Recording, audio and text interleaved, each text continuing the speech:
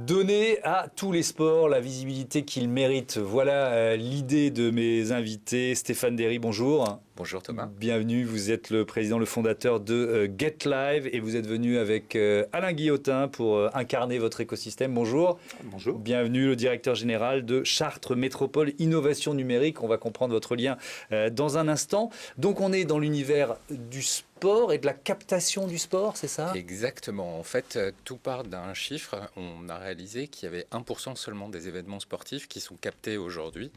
Et pourtant, c'est ce qui préoccupe la majorité des intervenants, dont j'ai fait partie aussi pendant des années.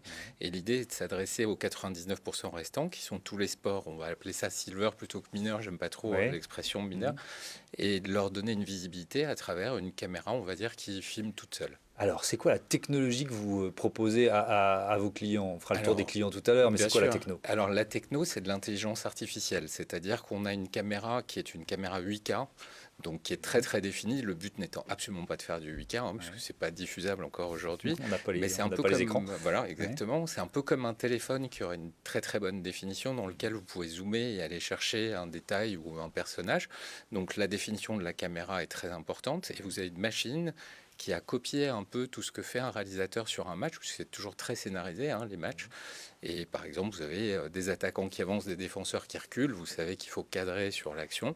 Et donc, la machine va ordonner à la caméra d'aller faire un cadre dessus, sans aucun réalisateur et sans aucune intervention, à part l'intervention d'une connexion Internet. Alors, je vais prendre un exemple, on va dire un match de hockey sur glace, par exemple.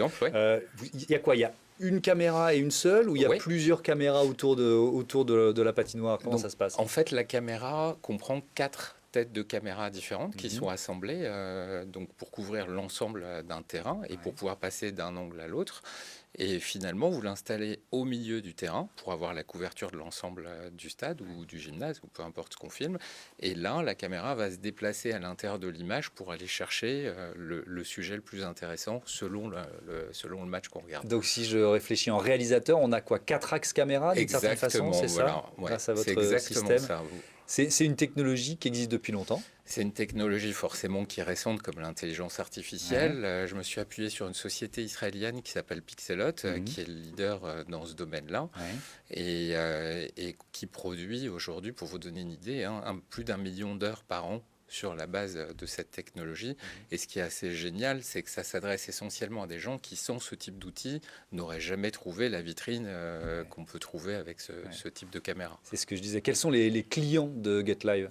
Alors, les clients de GetLive, c'est très varié, parce qu'en dehors de la captation, vous avez aussi des outils d'analyse. Donc, ça peut être un club qui a envie de faire progresser ses joueurs et qui va, à partir de la vidéo... Qui va filmer les entraînements. Exactement, filmer les entraînements et puis récupérer un certain nombre de données pour aider ces joueurs à progresser.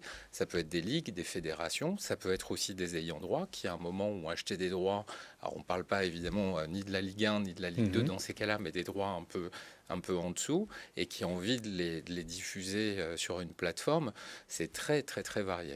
Et donc ça peut être aussi une entreprise comme Chartres Métropole Innovation Numérique, puisque vous faites partie des clients de GetLive, entreprise publique, locale. Oui, c'est ça. Et qu'est-ce que vous êtes venu chercher avec cette technologie? Qu'est-ce que ça vous permet de proposer? Alors, nous, à la base, on est opérateur de télécom, mais il y a quelques années de ça, on a diversifié nos activités pour chercher des outils qui permettaient de valoriser le territoire. Dans la valorisation du territoire, il y avait du sport, et l'idée, c'était de filmer le plus de sports possible, le plus de sports différents. On fait du basket, du foot, du rugby, du hand, du volley, du baseball, et j'en passe. Du hockey sur glace, non? Du hockey sur glace, pas encore, mais venir. à force de travailler sur ces outils d'automatisation pour pouvoir les diffuser sur notre propre serveur OTT, on s'est intéressé à tout ce qu'on pouvait apporter en temps réel qui était à la base le succès de notre société. Et donc on a enrichi le produit proposé par GetLive. Et donc il y a l'image, mais pas que, si je comprends bien, avec GetLive. Il y a l'image, mais pas que. L'image, c'est bien, mais l'image sans le son et le commentaire, c'est un peu tristoun. Et puis ensuite, quand vous commentez, vous aimez bien savoir quel est le pourcentage de réussite du tireur, du défenseur, du gardien, du batteur, que sais-je. Et donc, on a travaillé sur les systèmes qui nous permettent d'amener le plus d'informations possible sans qu'il y ait d'opérations manuelles qui seraient source d'erreur. Alors le cas de figure le plus typique, c'est tout ce qui fonctionne en temps réel. Par exemple le basket où le chronomètre s'arrête sans arrêt. Si on doit appuyer sur un bouton et essayer de suivre ce qui se passe au niveau du sifflet de l'arbitre, on n'y arrive pas. Donc là, c'est l'intelligence artificielle qui gère les temps, en fait, et qui valide les temps, voilà. les temps morts, les arrêts de jeu, etc. Exactement. Il y a des synthés qui apparaissent aussi à l'image. Exactement. Et reconnecter et resynchroniser pile poil avec les images qui sont fournies par la société Pixelot via GetLive. On disait ça permet de montrer et de diffuser des sports qui sont inaccessibles sans cette technologie. Quel est le retour des spectateurs, des fans de ces sports ?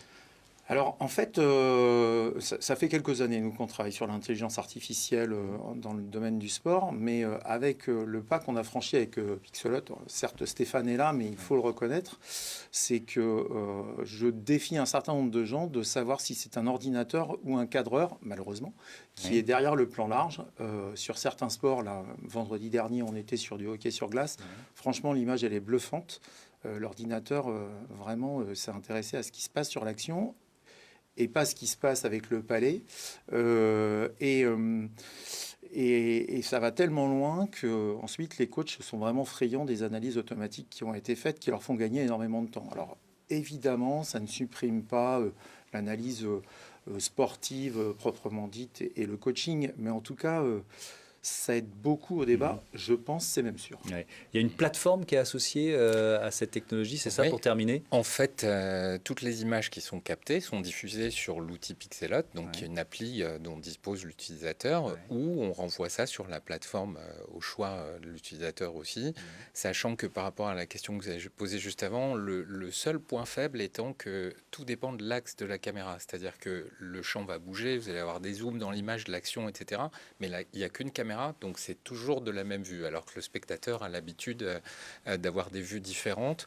Ça peut être un peu perturbant si vous êtes sur un téléviseur, effectivement, mais comme ça s'adresse essentiellement à des smartphones, à des tablettes et des gens qui ont une autre façon de consommer l'image, c'est vrai que ça passe vraiment très facilement. Merci à tous les deux, c'était passionnant, j'étais très heureux de découvrir GetLive, votre technologie et ce service pour faire vivre le sport. Voilà, c'est la fin d'Écosystème. Vous pouvez vous aussi participer, l'adresse c'est demain@apm.media. N'hésitez pas à nous contacter, on sera très heureux de vous accueillir dans notre écosystème. Salut à toutes et à tous.